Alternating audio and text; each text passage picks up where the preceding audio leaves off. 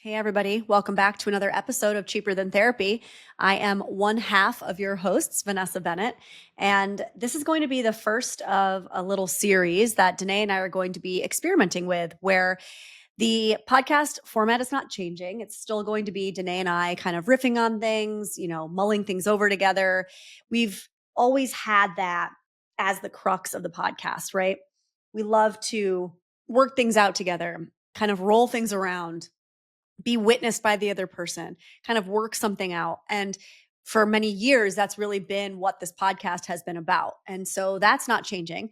But we're also going to be bringing you some solo episodes as well. So whether that's content that we are working on ourselves individually, or whether that's maybe interviews with people that we are individually dying to have, this is going to be an evolution of the podcast. And we're really excited, actually, because we think that this is going to bring you all different kinds of content, different kinds of conversations. It will be an expansion of sorts, and eventually even more content. So that's the eventual hope. So for my first episode, my first little individual episode, I'm going to talk about a concept in my book. And let me just stop really quick, as you probably heard the motorcycle go on in the background. Most of you know that I recently relocated my family to Costa Rica after losing my home in the fires in Los Angeles. And one thing that I have not been able to do is find a soundproof enough room to avoid the sounds of mopeds and motorcycles. So if you hear that, I'm sorry. There's nothing I can do about it. Our audio guy, our producer, Brandon, will do his best. But this is the life, right, that I'm now living. So today I want to talk to you all about this topic that I'm calling the lie we were sold. So most of you know that I had a book come out. It actually just launched on October 19th, called The Motherhood Myth. And I've been talking a lot about some of the concepts that are in that book. And so today I wanted to do that with you all. I wanted to bring this to you all.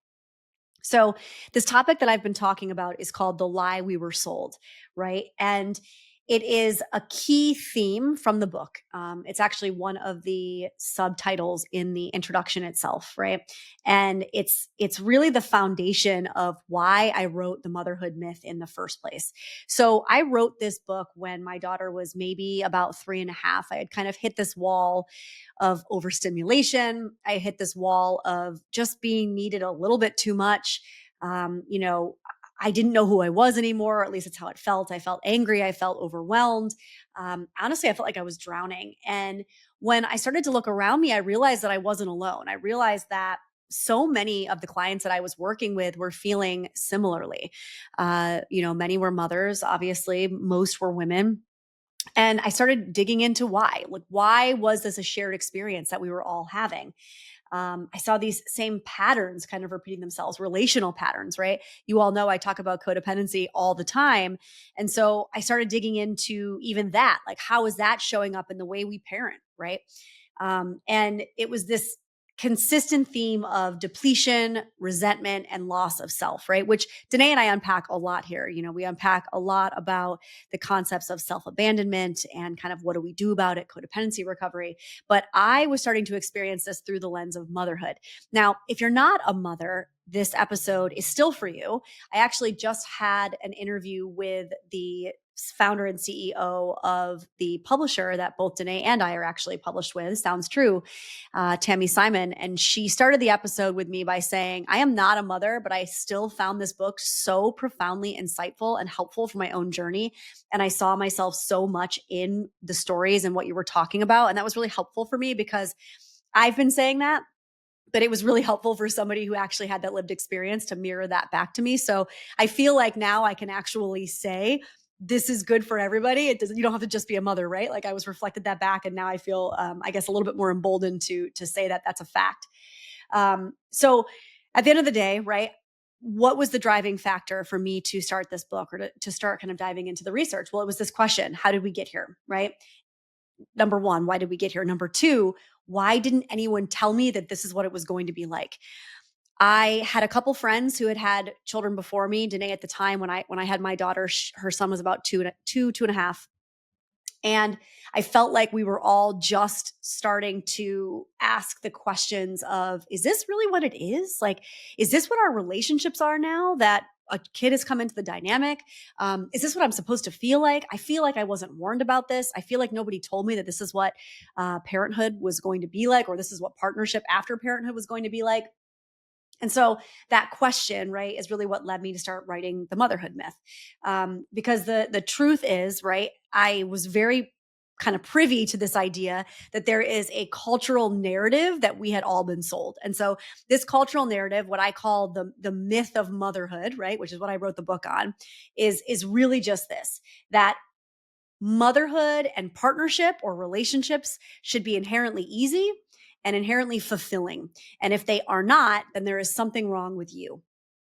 And that was the kind of driving force behind all of this, where I was thinking to myself, this is nonsense. This is bullshit, right?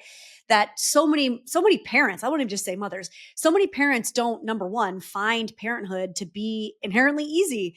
And they sure as hell don't find it to be all that fulfilling.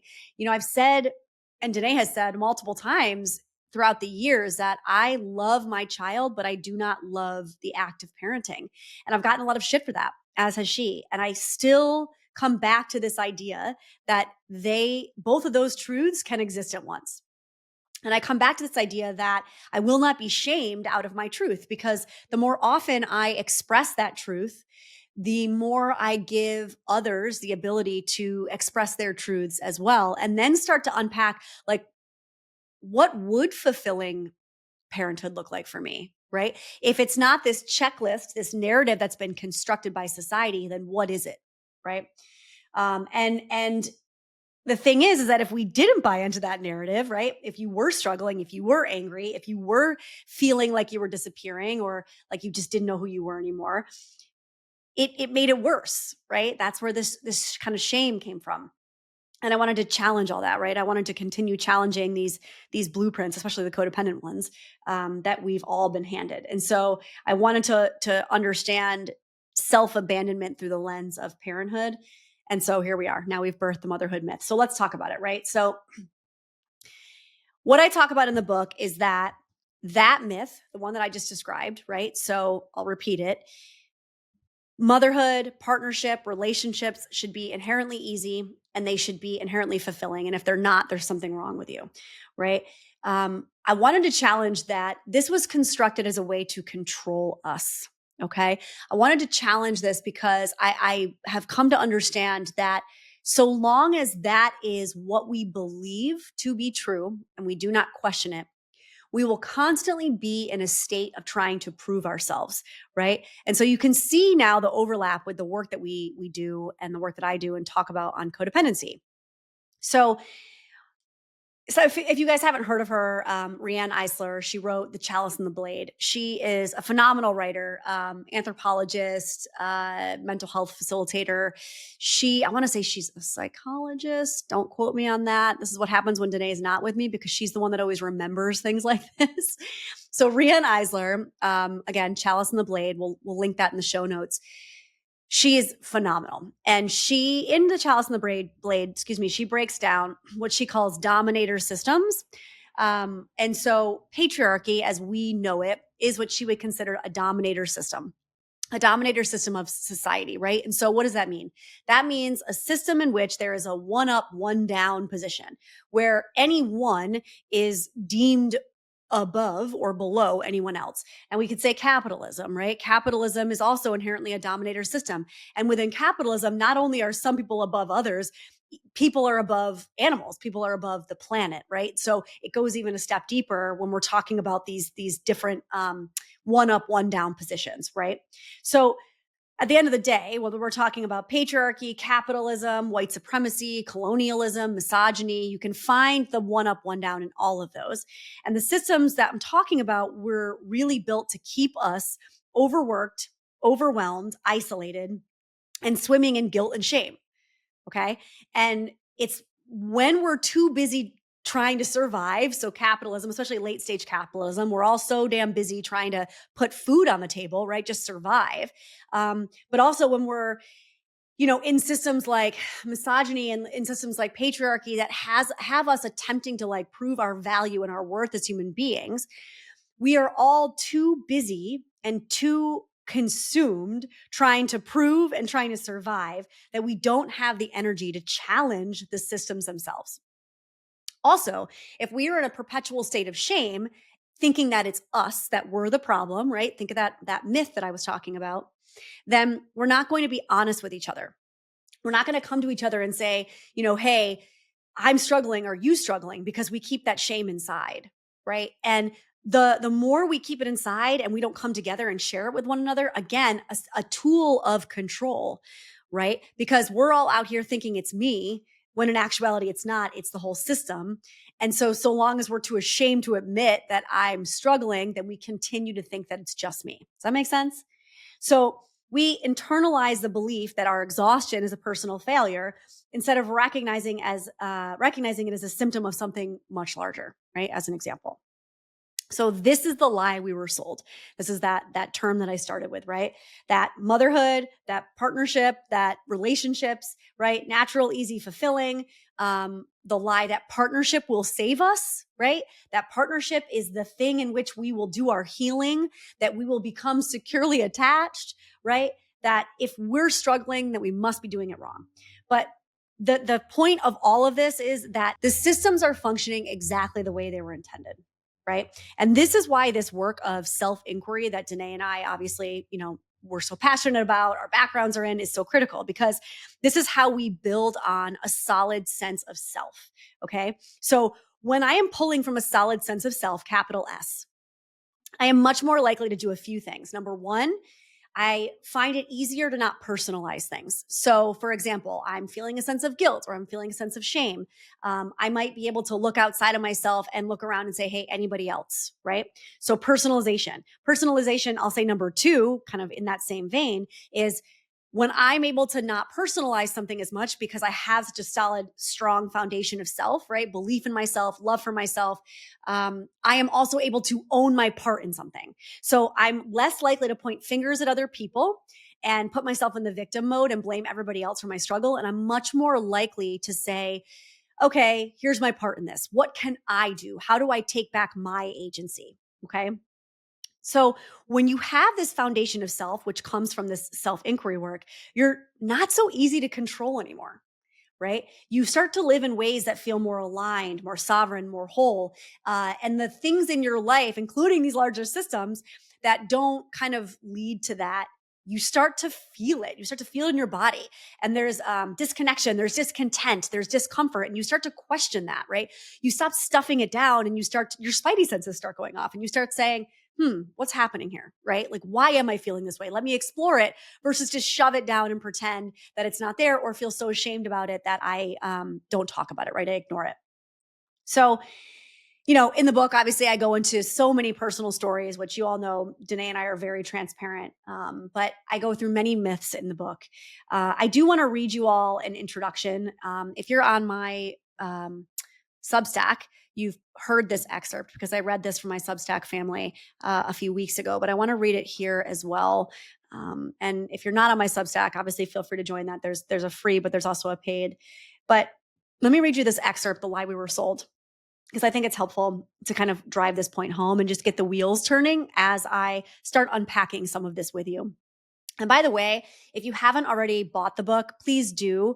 The book club for the book starts on September 9th. It's going to be a free book club.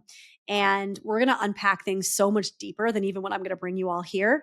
But you also get like a free companion guide too. So go ahead and order that at my website. And please join me in the book club. It's going to be really, really fascinating, I think, anyway. Maybe it's just me. Okay. The lie we were sold. I want to shout from the rooftops that life is not meant to be simply gotten through or endured. Generations have passed down beliefs rooted in collective traumas. You work, you have kids, and you die. Most of my clients over the years have struggled to unpack the beliefs that have been passed down in the phrases they heard growing up. Suck it up. Life is pain. Pull yourself up by your bootstraps. I'll give you something to cry about. Boys don't cry. Stop being so dramatic. Children should be seen and not heard. If I wanted your opinion, I would have asked for it. Because I said so. You have no idea how easy or good you have it. After all I've done for you. Many of us were taught we could have it all and be anything. But at the same time, we were raised to follow authority blindly and put our heads down and grind. And were then told that wavering from that path meant we were ungrateful. So then I go into what having it all for both men and women were taught to us, right? What that meant. I want to ask you this question though. If you're driving, maybe just contemplate it. If you're home, maybe do some journaling around it. I want to know what you believe the lie was that you were sold. I think that's a really powerful question for us to sit with.